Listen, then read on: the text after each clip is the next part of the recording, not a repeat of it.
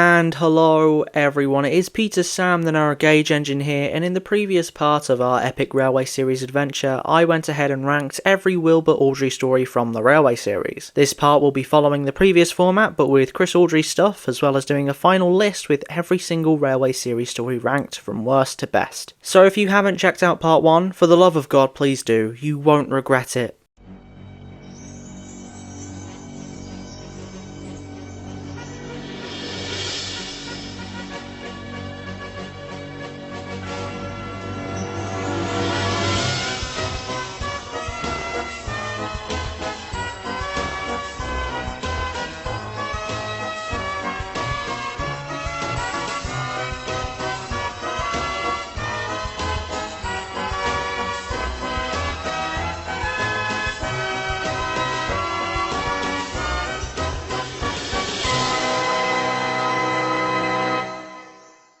So, who is Christopher Awdry? Well, remember that boy that was sick with the measles before Wilbert was an author and was the first person to hear the 3 railway engines? Well, yeah, that is Chris. He was born on the 2nd of July 1940 and would go on to be the prodigal son, picking up where Wilbert left off with an additional 16 books. These books required an illustrator, and Chris got one. He wasn't the best, gotta be honest, but he's not awful.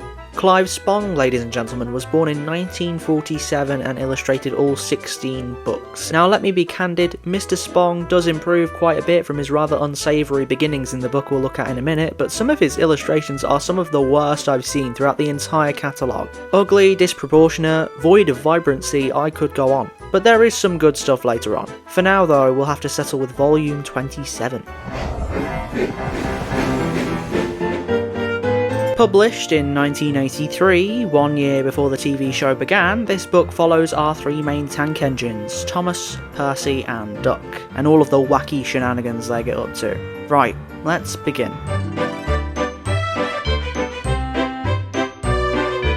Stop Thief is our first story, and it's pretty boring. Its problem lies with the fact it's so short. We barely get any kind of look in, and things are just happening. The writing no longer has that Wilbert Awdry magic, unfortunately, so everything feels very boring and lifeless. I would have liked to have seen Thomas actively stop the car with the thieves at the level crossing or something, instead of just telling someone who phones the police, and the criminals are caught off screen. I guess that's all I have to say on it, really. I'm putting it under Percy and the Trousers, but above Thomas and the Guard.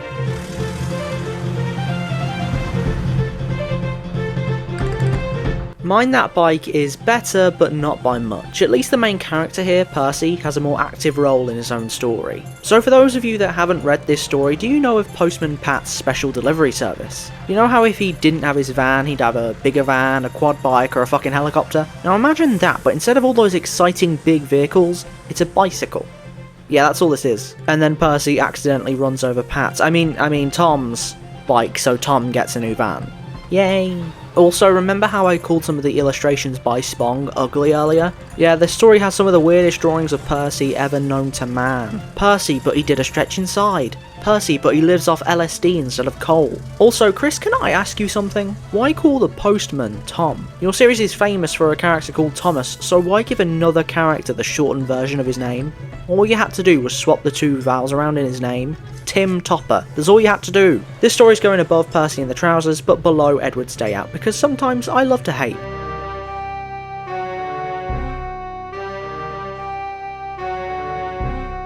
I'm seeing more improvements with our next story here, which is Fish. Not only has the writing become more similar to Wilbert's, but some of the illustrations actually look good. However, is this a rehash of the Flying Kipper?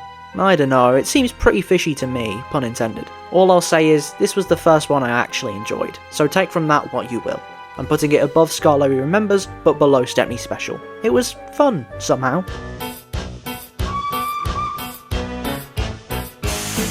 Okay, yes, Triple Header is the best story of this book. The dynamic between Thomas and Gordon is quite fun to see re-emerge, as well as the cavalcade of the 3 previous engines tackling the Express. It was quite exciting to read and to see if they'd make it. The way it ends too is rather satisfying and amusing, with Gordon mocking Thomas, but not in a malicious way like he might have done in his earlier years. What this story does to show a more aged and sage Gordon is quite fascinating to me. It's clear even from this story that Chris wants to do something with Gordon, tell a story. I think the only way this final story could have improved when you consider who's behind it is have the other stories also be the engines overcoming some type of adversity, whether it's another engine or something else. It'd show they're capable of this final big challenge and turn the excitement up a notch, I think. As it stands though, this story is quite fun and I did have a good time with it. I'll put it between Home at Last and Gordon Goes Foreign. Now we come to the overview where I give you guys the word I'd use to describe this book. Really Useful Engines, to me, is an okay book in all. It does some things poorly and some things well, so I think I'd call it odd overall. It's not totally different to how it was, but there are a few things that are a bit off, and as such that's why I'd call it that. But will the next book be just as bad? Stick around and we'll find out. Released in 1984, the same year as the show's first season, James and the Diesel Engines takes this long-running thread of James's disdain towards diesels and throws it into this book as the central story arc. But how well built is this arc? Well, we'll find out as we look at the first story.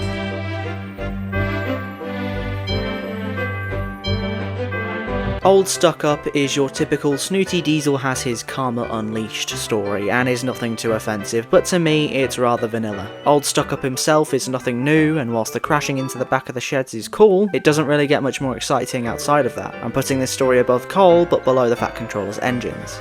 Next please.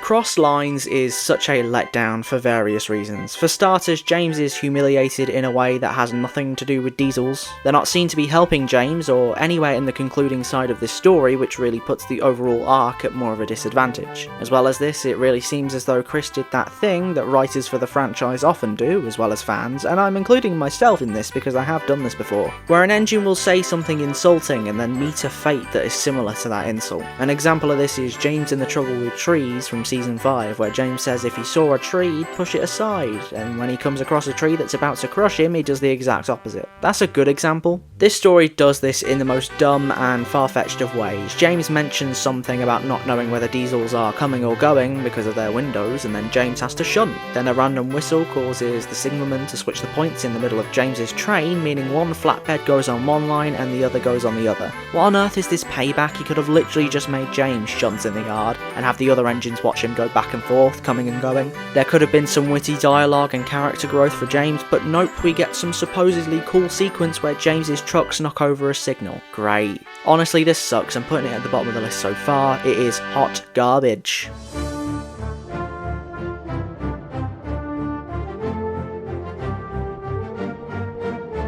Fire Engine also follows this trope of an engine insulting another engine only for them to get karma in a similar way to the insult. Whoa, never seen that before.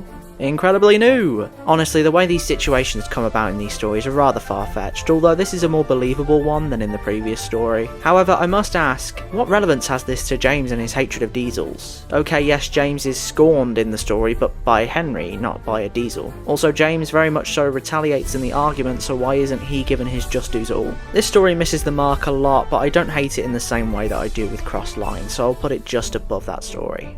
Moving on. I think Deep Freeze has the spirit of a good finisher to the book, but it's lacking in a few areas. I think firstly that this random diesel that appears should have been Old Stuck Up from the first story. It shows not only has his James grown, but the diesel has too. I also think the stakes should have been way higher. Maybe James breaks down on an old bridge, or he crashes after sliding on some icy rails. This story should have been the one with the big accident and the high stakes, as it helps the protagonist really feel like they've learned something. I mean, for all we know, James could really still hate diesels. One didn't save his life, he just pushed him home after a breakdown. But that's not all. There's a lot of explaining shit in this one, like injectors and how they work. That's the most memorable thing about this one, and it shouldn't be. I get one of the main driving forces for this series is showing kids the interesting mechanics of railways, but don't let that distract from the storytelling. It is a fictional book first and foremost, and the writing should be the #1 priority, not cramming in as much information as possible. Kids want creativity, not a textbook. Despite that though, it ends on a semi-nice note with James making friends with another diesel, despite already being friends with Boko and Bear. But whatever, I'm putting this one under Thomas and the Guard, but above James and the Top Hat. So, is James and the Diesel Engine good? No. I'm sorry, but this is probably the worst book I've read so far, and I actually harbour quite a bit of hatred towards this one. You can immediately spot the flaws, and it was so clear how to improve it that I have no idea why Chris didn't spot it himself. It is a shame because it is clear that the writing itself and the illustrations have improved, but the fundamentals are so out of whack that it's hard to gain any sort of enjoyment from this one. So the word I'd use to describe this book is bad, plain and simple. Let's hope the next book is an improvement. Great Little Engines was released in 1985 and was the first of Chris's books to centre around the narrow gauge engines, specifically Sir Handel. But will this book be an improvement upon the previous two? Let's have a read and find out, starting with... Patience is a virtue, and honestly it's not a bad start. I even enjoyed this one, as shocking as that may sound. Now yes, the story is definitely way too close to comfort when compared to Thomas and the Guard, but I think this story is superior to it for the simple fact that Sir Handel is actually to blame for the ensuing incident and learns a lesson, as opposed to Thomas, who wasn't really to blame at all, almost teaching kids it's okay to be mean. I even enjoyed Sir Handel's interaction with Gordon at the station. That was actually a delightful bit to read. However, this story does meander a lot on some of the more uninteresting bits, and really something more new and interesting should have occurred here, being the first story and all. I'll put this one right above Triple Header. Peter, Sam, and the Prickly Problem is way too short in comparison to the previous story, and that kind of makes it uneventful and a bit forgettable in the process. I felt like it needed a bit where Peter Sam gets all arrogant towards Rusty because it's only cut-ins covering the tracks or something. It could have presented a nice dynamic for the two, but alas it never happened. To be fair though, I think this would have made for an interesting TV series episode if it was developed a bit more. For now I'll stick it between Thomas's Train and the Sad Story of Henry. Nothing awful, but it does leave a lot to be desired.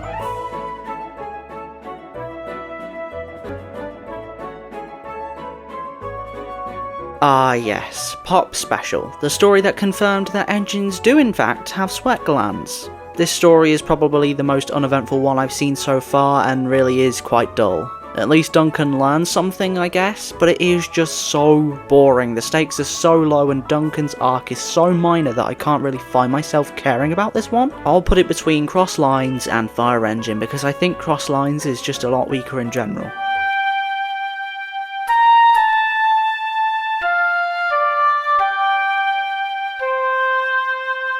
The final story we have is Sir Handel Comes Home, and whilst it is a nice ending, this story is the epitome of why the phrase show don't tell exists, because the events that Sir Handel explains all feel so rushed and so lackluster. And it's not as if you could argue that Chris had no ideas for a story, because there are several. A wedding train, Sir Handel getting hit by a fallen tree, the prince and princess coming to the railway. These could have been what we had instead of this story and the other two previously, and they would have been so much more interesting. I don't understand why Chris just didn't write about them instead. It's what the book's about. Despite that though, there is one subtle thing that I really appreciated with this whole book really, but this story in particular. The passing mentions of Duke. He has this really nice bit at the end with Sir Handel where they both just sit there and appreciate being home, and it's so sweet, it warmed my heart a little. For all the flaws this book has, the little bits of Duke sprinkled in are so good. I'm putting Sir Handel Comes Home above Scarlet Remembers, but below Fish.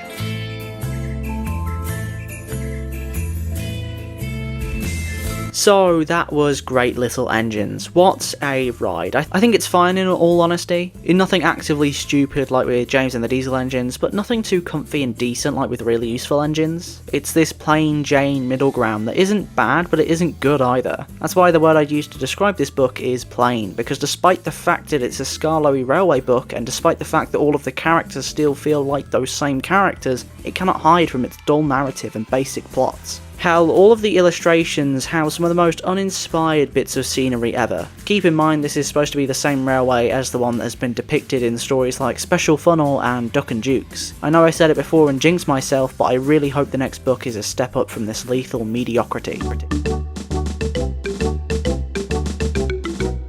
Coming to you live, the worst railway series book title known to man and engine kind alike. Wow, what a creative and compelling title. This book was released in 1986 and was written with the sole purpose of being adapted into TV series episodes by Allcroft and Mitten, as they'd pretty much run out of episodes involving Thomas himself at this point. And what would the show be without Thomas at centre stage? A whole lot better probably. But are these stories just mindless, plain and uninspired, or did actual thought and effort go into making these? Why are you asking me? I haven't read this book before.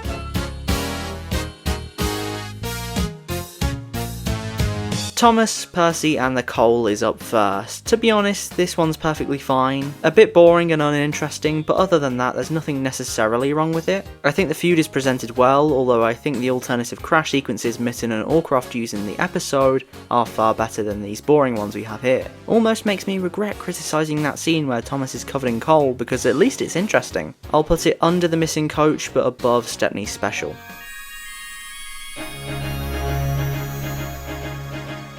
I still like The Runaway, albeit for different reasons than the episode adaptation. I like the episode for The Runaway itself, as it houses good tension made more powerful by the music. I like the story for the Duck segment. In a world where all of the engines don't spend time together, where Thomas never ends up visiting Halltraw, or where Oliver never goes to Brendam Docks, it's great to see Duck adapt to the Farquhar branch and become friends with all of the characters that work along there, like Toby, Terence and Bertie. The Runaway itself is fine, although I didn't like how brief the end is. The inspector stops Thomas and says phew, and then it's over. Feels a bit quick for me. With all that said though, I'd also like to take a moment to appreciate the improvement on Thomas, Percy and Duck illustration wise since we last saw them. They look so much better, although Harold looks dumb, I can't lie. There's something so hilarious to me about a very realistic face on a helicopter. The Runaway is enjoyable for me, and so I'm gonna put it under Edward Gordon and Henry, but above Troublesome Trucks.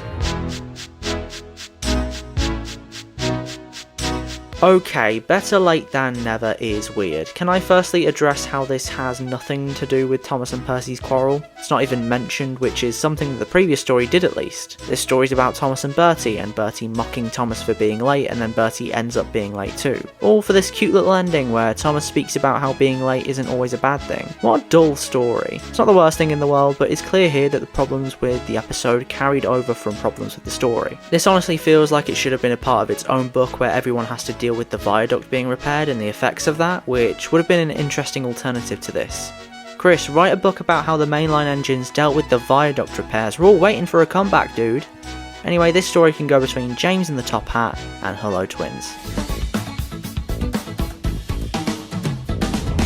Finally, we have Drip Tank, a decent conclusion to this book, and I like how for once it's more Percy orientated than Thomas orientated. It's very similar narrative wise to Thomas, Percy and the Coal, but I think this story is simply better because it feels more creative. Plus I love a good resolving of conflict, and you can really tell that Percy cares, at least for a little while, before Thomas calls him a drip and insults him a few times. A decent final story. It's going beneath Home at Last but above Bluebells of England. So, more about Thomas the Tank Engine is a book that I am okay with calling worthwhile. In fact, I think everything besides Better Late Than Never is good, and The Runaway has been placed as the best Chris Awdry story yet. That can't be a bad thing. Really, Better Late Than Never is the only thing that does let it down, which is a shame, but at the end of the day, nothing's perfect. Except for me, obviously, but that's a whole other thing. Next book, please.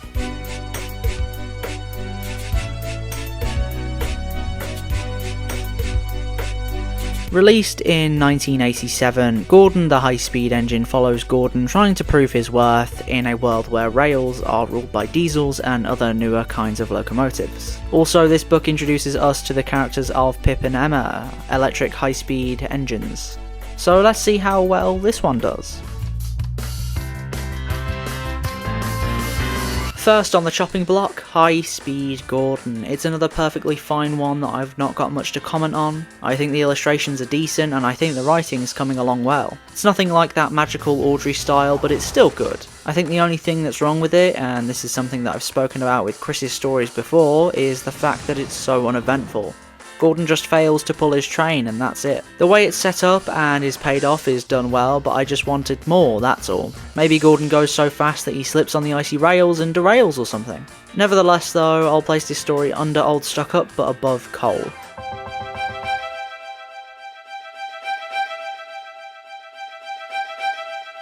Smokescreen is pretty amusing, not gonna lie. Gordon just uncontrollably spews ashes from his funnel onto everyone at the stations, and it makes for a fun little tale. I also quite like how Gordon and Boko interact in this one, demonstrating permanent change to Gordon's character. I also like Gordon's interaction with Henry too. I think the only thing I could find problematic is how Gordon is reprimanded for something that isn't his fault, but even then it's still quite amusing. I'm putting this one right between Down the Mine and Edward and Gordon. Pretty entertaining. Fire Escape is fucking adorable. Seeing Gordon's determination and his willingness to prove himself to the others just makes me melt. This story does follow similar beats to other stories where engines overcome adversity, like Percy's Promise, Gallant Old Engine, Edward's Exploit, etc. But seeing Gordon do it makes this story stand out. It shows that everyone ages and everyone can find something they once found easy quite challenging, such as pulling the express up Gordon's Hill. Morally and in terms of development, this story is so strong, and whilst Gordon gets no big reward at the end and Sir Topham just says well done, you can still tell that he's proud of himself and he doesn't need that reward. Character development. This story is probably not as good as stories like Gallant Old Engine, but I still have quite a lot of fondness for it, so I'll put it above Thomas and Gordon, but below Percy's Predicament. Finally, something truly worthy. Also, I don't think the story should have been focused so much on what the fireman was doing. If that was gone, it would have been higher.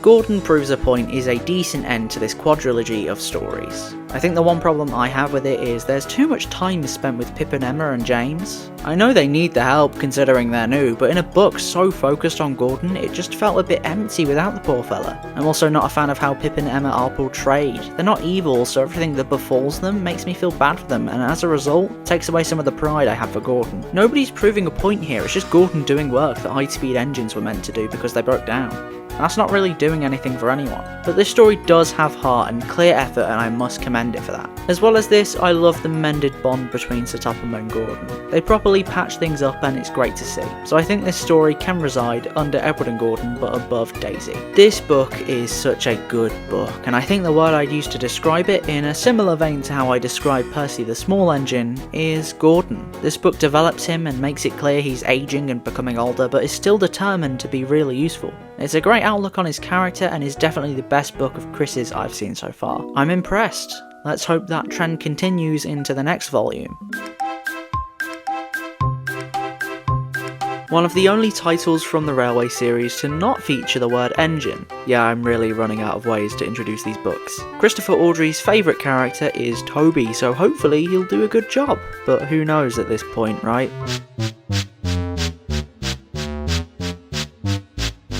Mavis and the Lorry is probably the most odd thing I've ever read, and I think that's due to the illustrations more so than anything. The way things are described through the writing are just simply not put onto the page. There are mentions of a ditch which aren't in the illustrations, and this lorry driver supposedly doesn't see Mavis until it's too late, which makes absolutely no fucking sense when you look at the illustrations, and the road and rail are both on vast bits of countryside, with nothing obscuring the view, at least nothing apparent to the readers anyway. That lack of communication between author and illustrator really makes the story very problematic. Not only that, but why does the lorry driver act like he's never seen an engine before?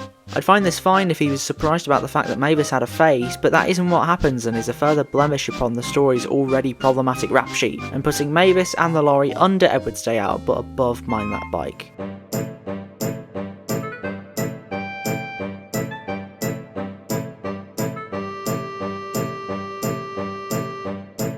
Toby's Seaside Holiday is cute. As a story, it's nothing amazing, far from it in my opinion, but I do like how we get this insight into how Toby used to be and things that happened to him in his past. It's quite fun to see, and I am disappointed that he never got to be a part of the festival. I have no idea why that was done. It would have been cool to see Toby next to some other beautiful locomotives, but I guess it wasn't meant to be. But Toby's overwhelming positivity in a situation where he is left with his hopes dashed is nothing short of adorable. All in all, it's a bit pointless, but it's enjoyable. Yeah, I'll put it between Thomas's Train and Scar Lowy Remembers.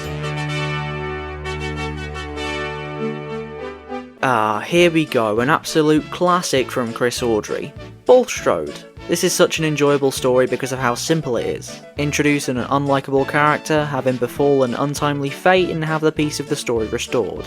So simple, but so well done here. I don't think there's anything to critique really. It may be a bit too focused on the less integral parts like the truck's reactions, but who cares? It's still fun to read nonetheless, although it won't get too high because it's not a masterpiece or anything. It's going above Percy and the Signal but below Bertie's Chase.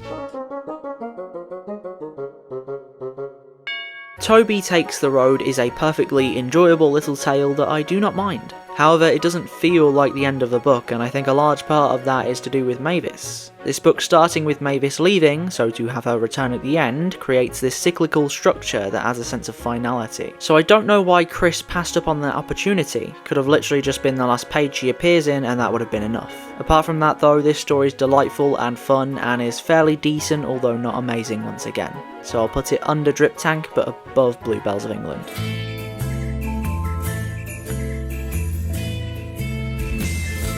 So, Toby, Trucks and Trouble is a nice little book. It has a nice overarching plot and is nothing too awful, although the previous instalment is far superior. I think the word I'd use to describe it is mellow. There's nothing hugely impactful, just a string of fairly enjoyable tales that are all tied together through one singular plot. And that's all it needs really. Not the best, but not awful either.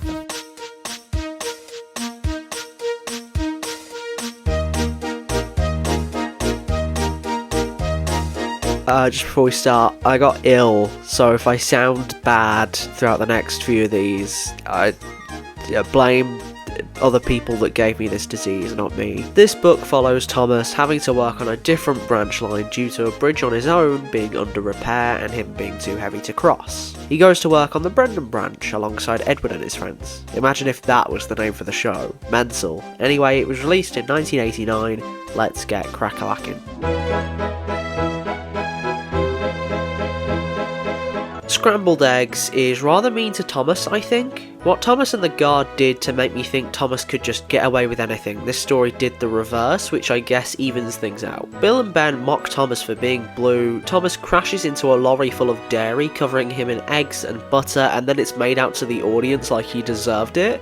What? The only thing that ever hinted towards Thomas being in the wrong was him wheeshing steam indignantly. That is it. Bill and Ben were the ones in the wrong here, why didn't they get punished? Other than that, I don't really mind this one. It's just a bit odd that Chris chose to take that direction. It's going under Mavis and the lorry, but above Mind That Bike.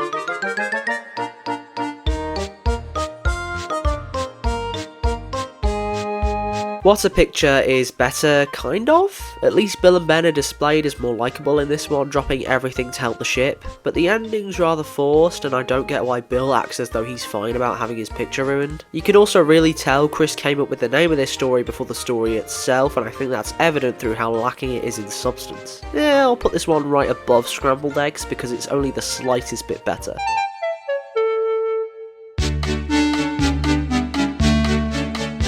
Trevor Helps Out is the most random ass story to have in this book. It's at least something that happens on Edward's branch, and Thomas does have a passing mention, but I can think of numerous ways for this to have been improved. Firstly, don't have Edward hear any of the guards or Trevor's warnings. This creates more danger and excitement for the plot. Now you could try and have Trevor race down the line to warn Thomas before it's too late. Also have Trevor doubt his speed, maybe? He is right by the main line in numerous illustrations, so maybe have him be jealous of Gordon or something, and then have him realise he was still fast enough to save Thomas. This is probably the best story of the bunch so far, but again only slightly, it was nothing amazing. I'll put it under Peter, Sam and the Prickly Problem, but above the sad story of Henry, because hey, Trevor's here and at least this is a story where he isn't a total fucking creep.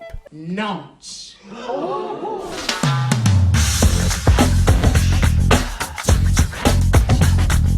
Down the Drain would be a good final story to this book if the build-up was actually good, but no. If the arc between Thomas and Bill and Ben was anything more than just the story Thomas and Gordon, then this would have warranted a story like this, but I really don't get how we can get this big of a finale from basic mockery. It's just so odd. Although I think there is clear thought and actual concise effort behind this last story, more so than the previous ones anyway. And I like that. It's the best of the book stories and is definitely at least a tiny bit impressive. I'll slide it between between Drip Tank and Toby Takes the Road. Thomas and the twins is structurally and sometimes narratively ineffective.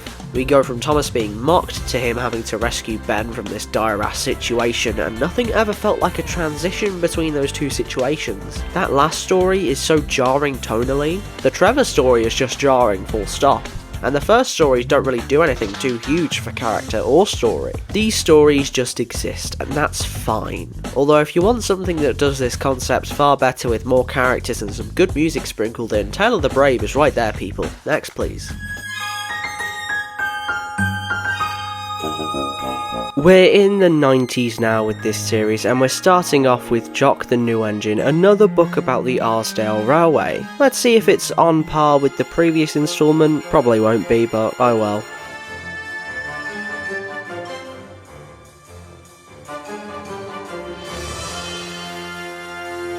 We Need Another Engine is okay setup, but it's so clear what's going to happen when they bang on about being overworked and needing another engine. Hell, the story's title is that exact premise. It's too in your face, whereas Wilbert would have used subtlety to tell the reader what was going to happen next. Apart from that, it exists. Sure, it's going under Thomas's train.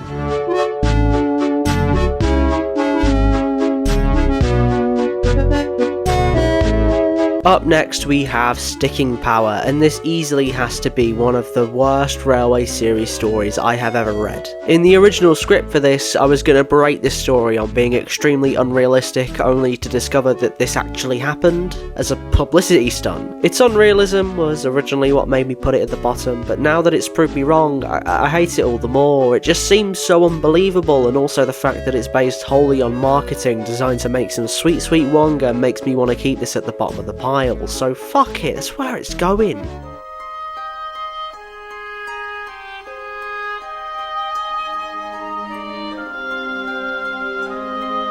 What Jock lacks in any sort of actual story, it makes up for with character interaction. It's really enjoyable here. The three Arsdale engines interacting, Douglas and the small controllers interactions, it's all quite fun to read. However, there literally is no story to this one. Bert tells Rex and Mike he thinks a new engine is being built in the workshop, he is proven right, and then is named Jock. The only source of conflict is from the small controller not having a name for him, and it's very quickly resolved. I'll put this one between Fish and Stepney's Special.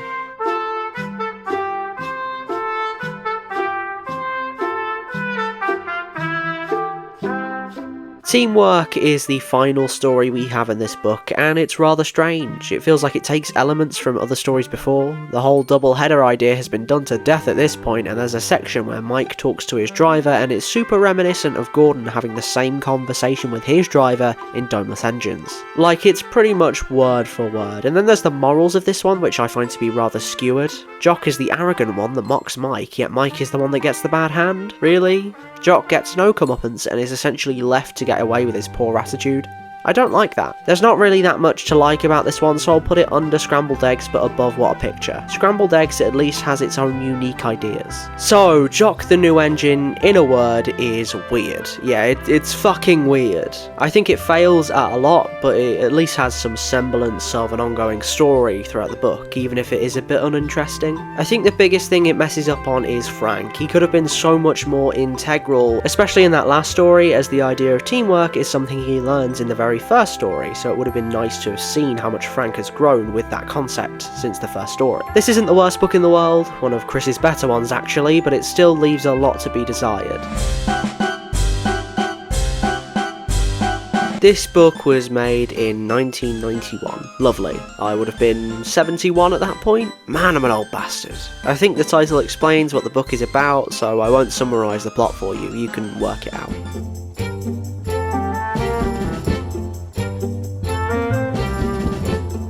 I actually liked reading Museum Peace, which is just an absolute godsend. This story never feels like it's dragging at any point, and things are paced perfectly. The accident Thomas befalls isn't exactly mind-blowing or anything, but I think that the illustrations really help to make things more interesting. There's something about the location of the level crossing that's so charming, and I can't put my finger on what it is. Anyway, I like this one. This is the first one in a long time I've really enjoyed, so I'll put it under Gordon Goes Foreign, but above Patience is a Virtue. Hopefully this is a sign of good things to come.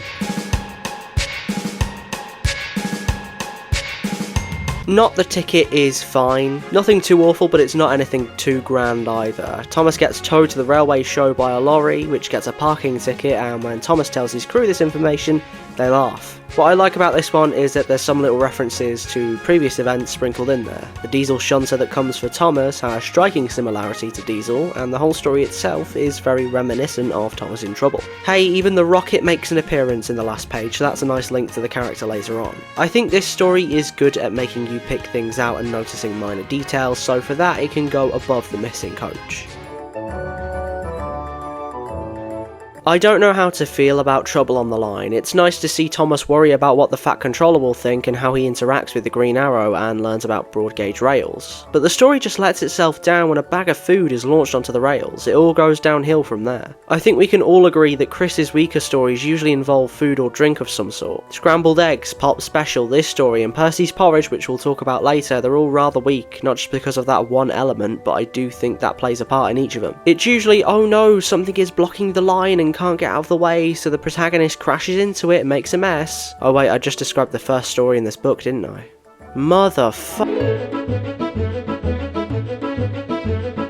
Thomas and the Rail Tour is a nice ending. Perfectly sweet. Thomas stops a train from falling down an embankment and is rewarded with a plaque and by being told he's a credit to the railway by the Fat Controller. There's nothing too much to talk about with this one, to be honest. Apart from that, I like the illustrations. They're really pretty in my opinion, so I'll just put this one above Daisy. It's nice.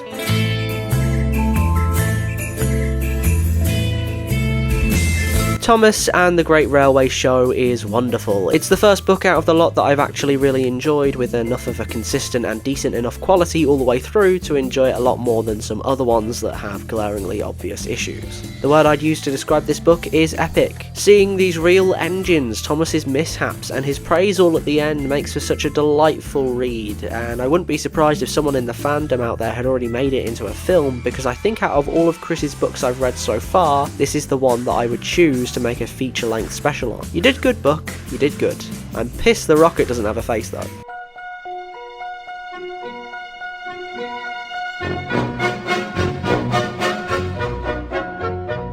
The part 2 to Thomas and the Great Railway Show. This book tells us about what happened on the branch line during Thomas's tenure at the National Railway Museum. Let's see if this book can match the quality of the previous one. I don't have a lot to talk about with Snow Problem. It's your typical story involving winter and does nothing too amazing, although I do like Chris mentioning Daisy was stuck out there for a week. It's a bit of insult to injury just because of a bit of overconfidence on her end. Oh well, either way, I still liked it. It's going under the sad story of Henry but above James and the bootlace. I like Washout. It's got that danger element in there, although I feel as though it would have worked better if Percy had more trouble moving across the bridge. Maybe one of his cylinders break, or one of his pistons, and he has to try and make it to the other side rather cautiously without causing the bridge to collapse. As it stands, this story is good. I'll put it under Old Stuck Up. Toby's Mega Train is quite the amusing story, especially the bit where Toby is teased by his crew about events from Thomas Goes Fishing. Toby also brings up his old railway in this story, also seen in Toby Trucks and Trouble. It's quite nice in the references department and as a story itself. It's not as good as Washout though in my opinion, so I'll just put it above Patience is a Virtue on the list.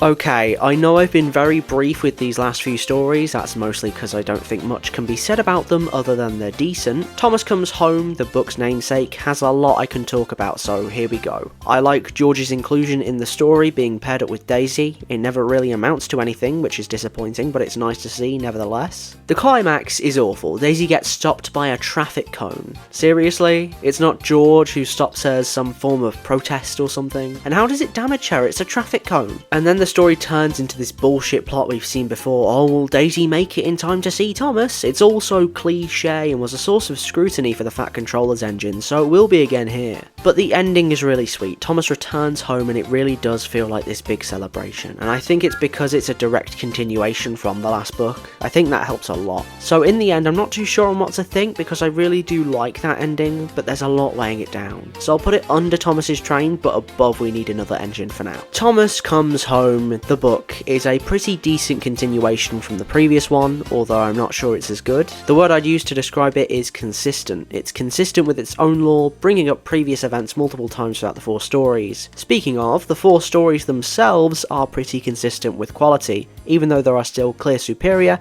and inferior ones in my opinion. I'm glad to say this is another book that I enjoy, but I guess the question remains, can we score a hat trick? Well, we'll see what the next book has to offer.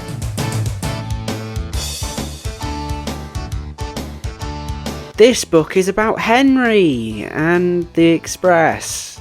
Yeah, it was published in 1993. Shall we just get on with it, or...? Out of Puff is fine, although this is infamously the story that revealed to everyone that these sentient engines have smokebox doors, and they also have blood. Well, shit. Apart from that, nothing to say. Overhaul is a story that really seems to like puns and wordplay. James jokes about overhauls and how 2 engines pulling 1 train is technically an overhaul. Henry later jokes about James's comment about retiring following Henry's tyre falling off. Again, it's fine overall. I like James and Henry's interactions and them both pulling the Express. As we get to see in these later books, you're going to find that I have less and less to say. I just can't talk at length about every story. So yeah, I'll put this one under Thomas Comes Home.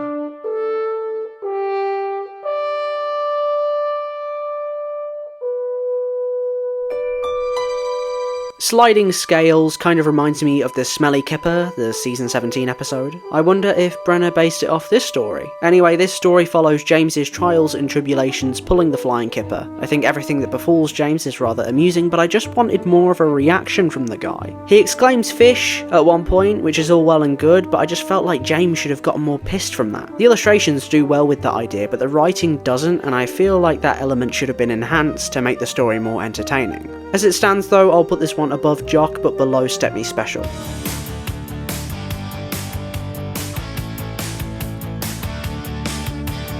To be honest, Henry Sees Red feels like something from the hit era, and I didn't mean that as a compliment. The baseline concept feels like a season 10 episode, not something from the Railway series. Anyway, this story gives us Henry's triumph, but he doesn't really have anything to triumph over. Nothing in this book has given us any indication that Henry is looked down upon. The closest things to that are Sir Topham laughing at him for his undercoat, and James getting cross at Henry for pulling the Express with him. That is it. Yes, Donald and Douglas teased him a little bit, but I think that was more than deserved. At least it's a fitting end in terms of Henry pulling the Express. At the start he can't because of bad coal, and by the end he manages to conquer it by himself with no help from James. At least we have that, so I guess that bumps it up a little bit. Just a little bit. I'll put it under High Speed Gordon but above Cole. Yeah, this book is okay. It had a somewhat successful arc for Henry, and there are a few fun moments in there too, but I don't think this book is as good as others may think it is. It's perfectly fine. Yes, fine is the word I'm going to use to describe it. I don't know if everyone else is reading a different book to me or something, but that is what I have here. It's just perfectly passable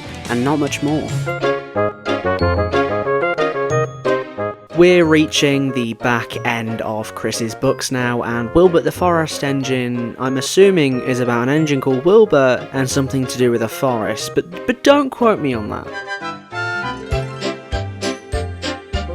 Percy's porridge is so forced and contrived, and it just does not make for an enjoyable story whatsoever. I think with this story it is made so clear that Thomas and his branch line was forced into the narrative because that's what the publishers wanted. I reckon some stories on the Little Western would have been really enjoyable, which is probably where Wilbert would have ended up without such meddling from the higher ups. This story though is just really bad because of how minor and boring it is. If anything, I'd argue it's over dramatised, as if Percy actually got damaged from running over a sack of porridge. Ridiculous! I'm putting it just under Hello Twins.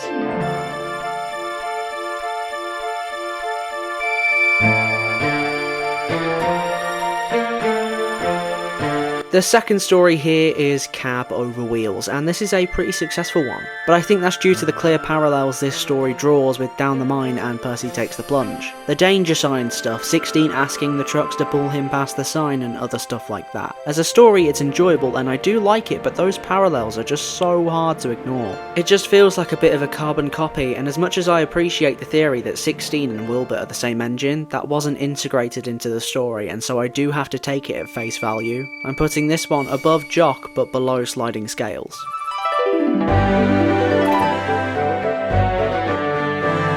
Foaming at the Funnel is okay, it's like slightly better than Percy's Porridge, but it's just another dumb story. This one's better though because it's more amusing than running over a sack of porridge. You also get information of a dairy halt on Thomas's line, so there's that. Nothing awful in all honesty, it's just really, really forgettable. Yeah, Wired Up is fine, probably the best of the bunch if I'm being honest. There are problems with it though. There's one illustration in here that's really bad and is really rushed. Oliver has an extended side rod for some reason, and Duck is so squished, it's really odd. The story though doesn't feel like the finale to this book. Wilbert literally just moves a truck from his train because the coupling snaps and then pulls the train. Of course it's nice to see him interacting with other characters, but the stakes totally should have been raised for this and I don't get why they weren't. So in the end it's kind of a nice ending, but at the same time, Wilbert left literally no impact on the characters or the audience like quite a few of the Chris Awdry newbies. You know what, forget what I said before, this one is worse than Cab Over Wheels. I'll put it under Overhaul, but above We Need Another Engine.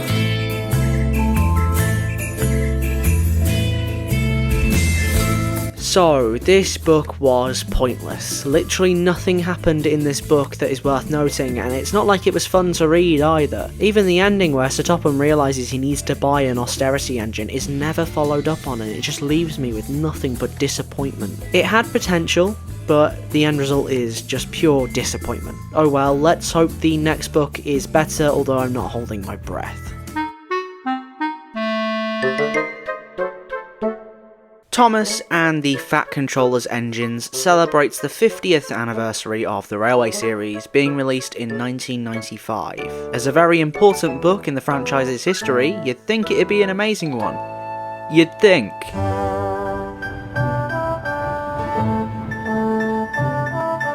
Bird Strike exists. It's a little bit funny and it does a pretty good job of setting up what's happening in the book. Unfortunately, it's nothing amazing, so I'll just put it between the missing coach and Thomas Percy and the coal. It really is just there, and that is it.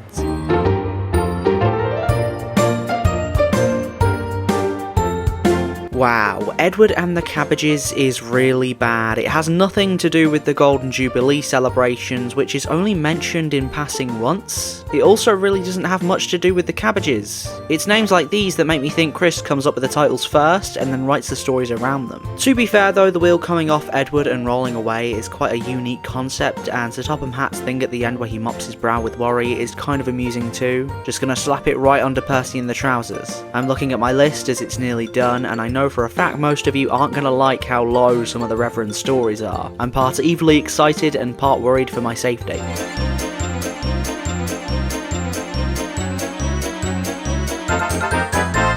Ironically, there are no rabbits to be seen in the story called Rabbits, and I find that more entertaining than anything the story itself offered. It's a nice look at the problems wildlife can cause for the engines on the railway, but again, what has this got to do with the Golden Jubilee? There's no story here either, things just happen, which is also true of the previous story, but at least that one had amusing moments. This had none of that. Just endless ramblings about Jax and how Thomas gets put back on the rails. It meanders, this one does, it meanders a lot. It can go just above sticking power, only because nothing's as bad as glue marketing.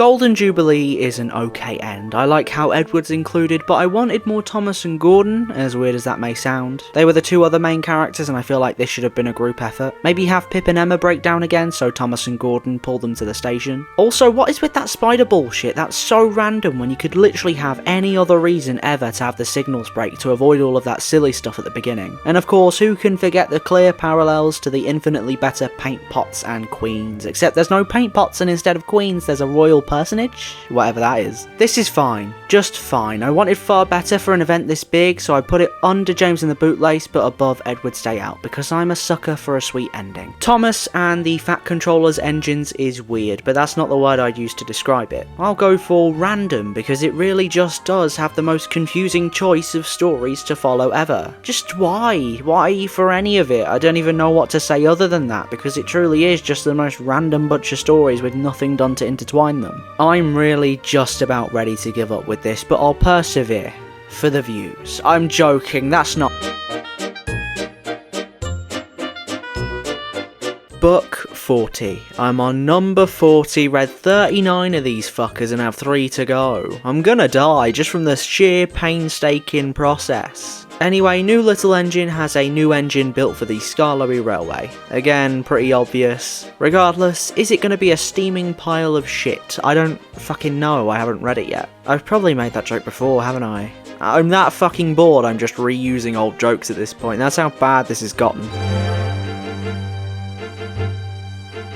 I've said it once, and I'll say it again. Chris needs to stop coming up with the titles for stories first, and basing a plot around them, and a shining example as to why is Speed Killer. This story was absolutely fine, and I kind of enjoyed it. Granted, it has nothing to do with anything, but it was enjoyable at least. Everything was going well, and then Rheneas had to make a stupid pun about Weed Killer. It's not funny, leave the puns to me, Chris. Until and after that point, it was a perfectly enjoyable little tale, although I wish Clive Spong drew an illustration of Rusty and Fred, or maybe Fred just should have been in Rusty's place in this story.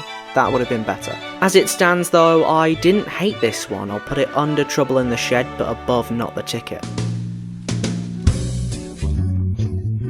Sir Handel's plan is another good one, to be honest. I quite liked it. Peter Sam's return leaves Sir Handel feeling jealous, so he damages himself on purpose to get more attention. He's left in the shed for days thinking he's being taught a lesson until the Thing Controller promises Sir Handel will be repaired. Then and only then does Chris mention that Sir Handel has special fire bars that got delivered on that same day, meaning Sir Handel wasn't being punished after all. It's quite a clever little story in my opinion, with enjoyable interactions. This one even has the main story of the new engine being built running throughout, with him being fixed in the next shed over as the story progresses. I know you might be shocked at how nice I'm being with this one, but considering what we had previously was quite frankly unimaginative and basic, it's quite nice to see something a bit more unique. It's going right above Gordon Proves a Point.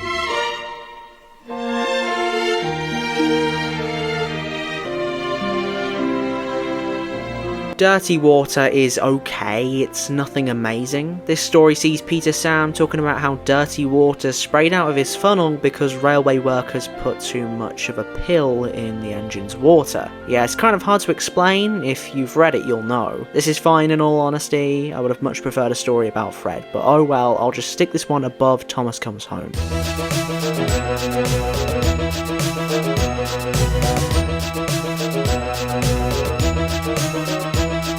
I name this engine. Why is there a drum roll? That's the name of the story. That's what it's called.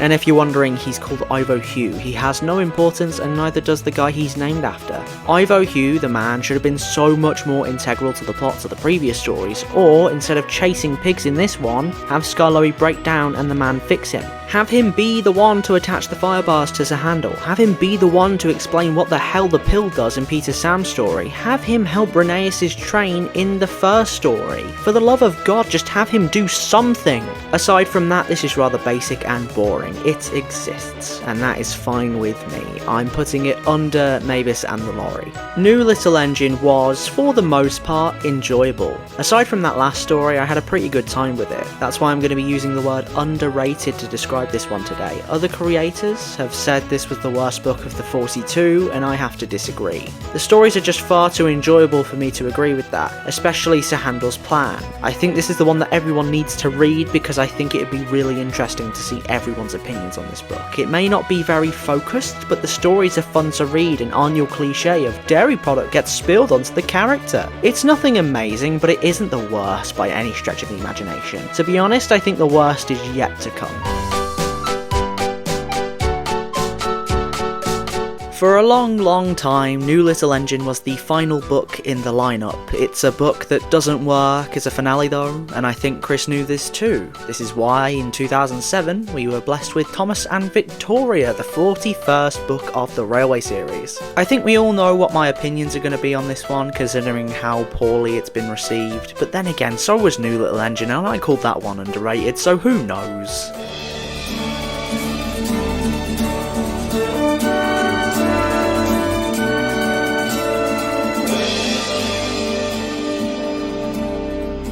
The illustrations in Overloaded are so bad. As many have quite rightly pointed out, they really do fail to convey what's being said on the page, which is unfortunate. There's no illustration of Henrietta's rail being bent, and we don't even see Victoria, just a wall of trees. Could we not have seen her from the other side? The story itself is okay, but that mediocrity can only get it so far. It's going above Deep Freeze, but below Thomas and the Guard. Also, Henrietta has a face now, it's weird.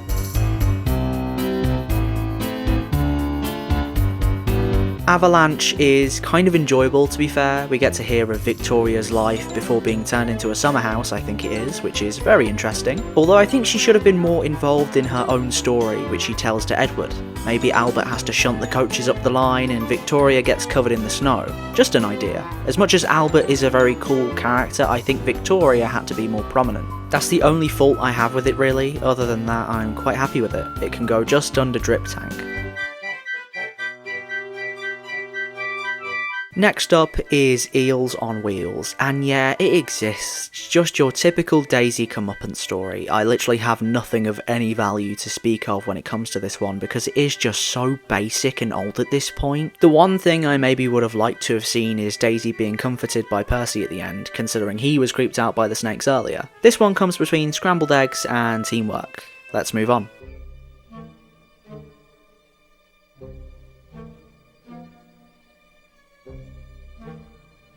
Finally, we have Toby's Vintage Train, which to be honest is a nice finale. Those last few pages are so sweet and it's great to see Victoria happy again, as well as Toby and Henrietta having their problem solved. I think the problem with this story is that it tries to be a bit daring with the Terence segment, but because we know Thomas knows about the danger, it's not nearly as scary. Like, we know he'll be fine, he knows what happened. It's rather lame, but that ending with Toby bumps this one up a bit. So I'll put it under Jock, but above Fish, because, I don't know, fuck Fish, it's shit, I don't like...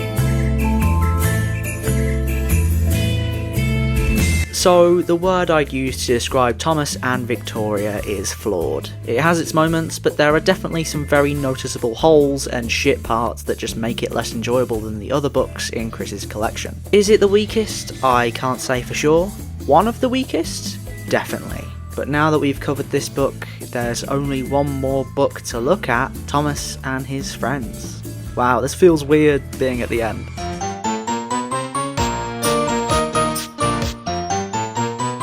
So, this is it. The last stretch. The home run. The last book for me to talk about, and I don't have a physical copy of it. So in my eternal and possibly idiotic wisdom, I decided instead of trying to scour the internet for images of the thing, I'll just listen to the audiobooks on YouTube. I won't be in any way basing my opinions off the narrator though, purely the story, the illustrations and those many other factors that I judged on prior. Not that it matters, this book came out the same year as season 15, which many regard to be the worst season of Thomas and Friends ever, so it's not like I have high hopes. So for the final time, let's do this shit!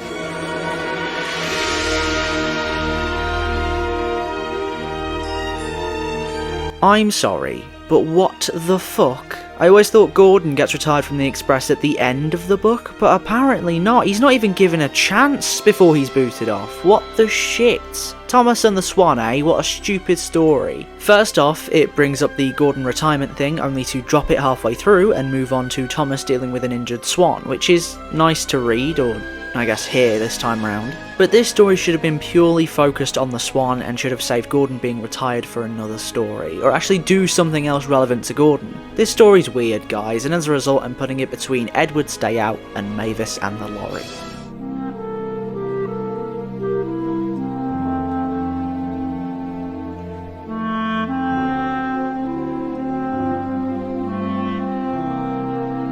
Buffer bashing is another kind of weird story. Not like it's bad, I enjoyed it a bit to be fair, but in the context of the rest of the book, what has this got to do with anything? It slightly mentions Pip and Emma, but that's it. I mean, the story itself is kind of amusing. Donald smashes into some buffers, and as they're being repaired, Douglas smashes into the very same pair. But it just lacks any sort of substance. It's fun, but it feels too hollow almost, so I'll just put it under Percy and the Trousers.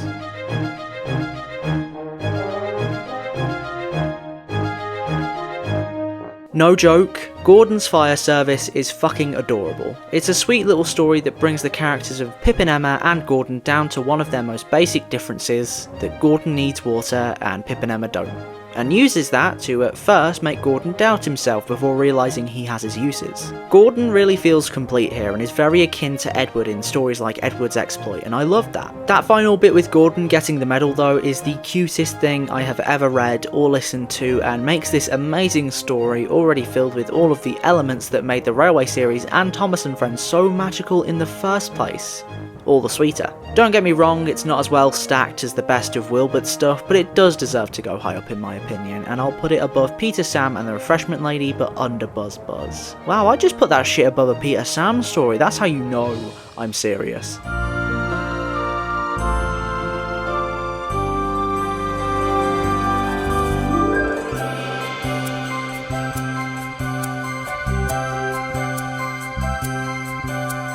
I have very mixed feelings on Centenary. On the one hand, it's great to see all of the engines and their reactions to what happens throughout the story. On the other hand, it can be a bit jarring and messy jumping from one set of characters to another. On the one hand, I think some of the characters are portrayed beautifully. On the other hand, Percy is such a dim-witted child that it hurts. On the one hand, I like that metaphorical severing of Sodor from the real world with the tunnel collapsing, creating a blockade between the mainland and the island. On the other hand, some of the illustrations in this one are reused ones from Thomas and the Fat Controllers engines. There are a lot of pros and cons to weigh up here, and I think it all amalgamates into the spirit of Thomas, the franchise. Yes, it has its bad parts, but at the end of the day, this series has touched so many people and helped them grow as individuals. As the Prince says, there will never be anything like it ever. I still only put this one at 105th place though, so it's not really that good, is it? Thomas and His Friends is what I'd call the pinnacle of Thomas as a franchise. It can be atrocious, it can be off focus, it can really pay homage to some characters while shafting some others. It pays respect to its history, and yes, it can definitely be lazy, but the unmoving charm of it all will never shift balance because of who's holding the pen. Christopher Awdry may not be the most talented writer like his late father, but in a climate where everyone demanded Thomas, he managed to write some great stories about the other characters too. Toby, Gordon, Henry, and some dumbass barge, just to name a few. Chris is Thomas, as much as Wilbert was, as much as Brit and Mitten were, and I respect the hell out of him for it. A toast to the true mad lads of this stupid ass talking train franchise.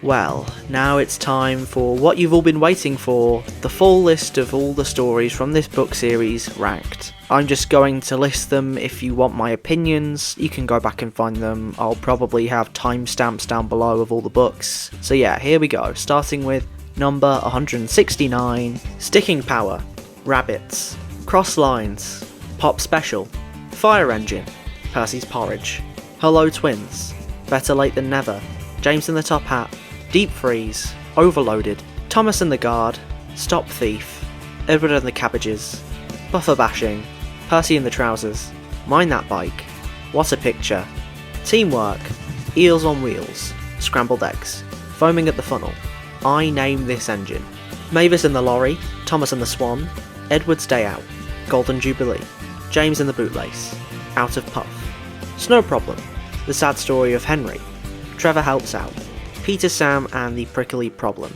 We Need Another Engine, Wired Up, Overhaul, Thomas Comes Home, Dirty Water, Thomas's Train, Toby's Seaside Holiday, Skarloey Remembers, Sir Handel Comes Home, Fish, Toby's Vintage Train, Jock, Cab Over Wheels, Sliding Scales, Stepney Special, Trouble on the Line, Thomas Percy and the Coal, Bird Strike, The Missing Coach, Not the Ticket, Speed Killer, Trouble in the Shed, Bluebells of England, Toby Takes the Road, Down the Drain, Avalanche, Drip Tank, Home at Last, Triple Header, Patience is a Virtue, Toby's Megatrain, Centenary, Museum Piece, Gordon Goes Foreign, Coal, Henry Sees Red, High Speed Gordon, Washout, Old Stuck Up, The Fat Controller's Engines, Percy Runs Away, Troublesome Trucks, The Runaway, Edward, Gordon and Henry, Cows, Daisy,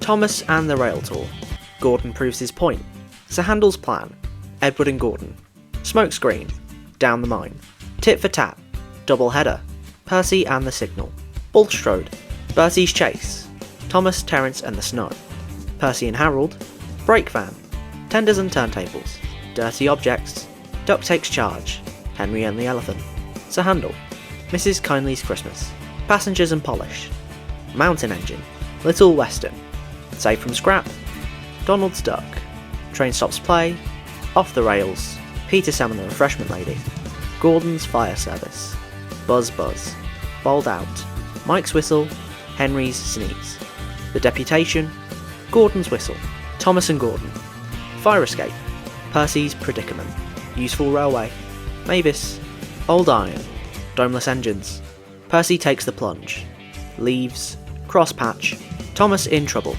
James and the Express, Thomas Comes to Breakfast, Stick in the Mud, Bucking Bronco, Tenders for Henry, Trucks, Thomas and Bertie, Thomas and the Trucks, Resource and Sagacity, Dirty Work, Ballast, Bullseyes, The Flying Kipper, Toby's Tightrope, Super Rescue, Thomas Goes Fishing, Bad Lookout, Escape, The Diseasel, You Can't Win, Little Old Twins, A Close Shave, Woolly Bear, Ghost Train, Rock and Roll, Danger Points, Duck and Dukes, Wrong Road, Steamroller, Devil's Back, Bulgy, Old Faithful, Thomas and the Breakdown Train, Pop Goes the Diesel, Bulldog, Percy's Promise, Toad Stands By, Edward's Exploit, Special Funnel, Paint Pots and Queens, Toby in the Stout Gentleman, Grandpuff, Gallant Old Engine, and at number 1, Sleeping Beauty. So, that was this video. This fucking thing took so long to make, I never want to pick up another book again. Anyway, let's give a quick shout out to the YouTuber LS Mark for coming up with this silly format that I stole. He's done this kind of ranking with all of the Simpsons episodes, SpongeBob and a few other animated shows out there. I'd highly recommend sticking them on, it's nice to listen to whilst working on a project. I also understand that I was very lenient when it came to Chris Audrey in these rankings, like Fire Escape and Gordon's Fire Service got very high, unusually so for most people probably. The reason for this is I feel like Chris and Wilbert are both very good writers when they put their minds to it, but they're good in different ways and with different kinds of stories. Wilbert obviously has that magical, indescribable charm that naturally comes with his writing, whereas Chris has to work more for it, and I think when he succeeds at getting close to that, he does so swimmingly, and I think that should be shown in the rankings. If you guys want me to rank the books, no, seriously, if you want me to do that, I'll put all of the rankings of the stories into a point system, work out the mean like I do with the seasons. Then I'll make a community post about it. But yeah, wow, shit, this has been an epic experience, and I can't wait to move on to the next big video, which will be a ranking of all of the episodes of Tugs, most likely coming out in December. I'll see you then, and if you're new here, be sure to check out the other shit on my channel, such as my reactionary content or my ranking of all the specials from Tatner to JBS. Thank you all for your continued support, and be sure to sub and like and tap the notification bell, all that bollocks. I'll see you next time though. Until then, I've been Peter Sam, you've been you, and ooh, would you look at that? A hedgehog has spawned outside, another prickly problem for me to deal with. Bye bye.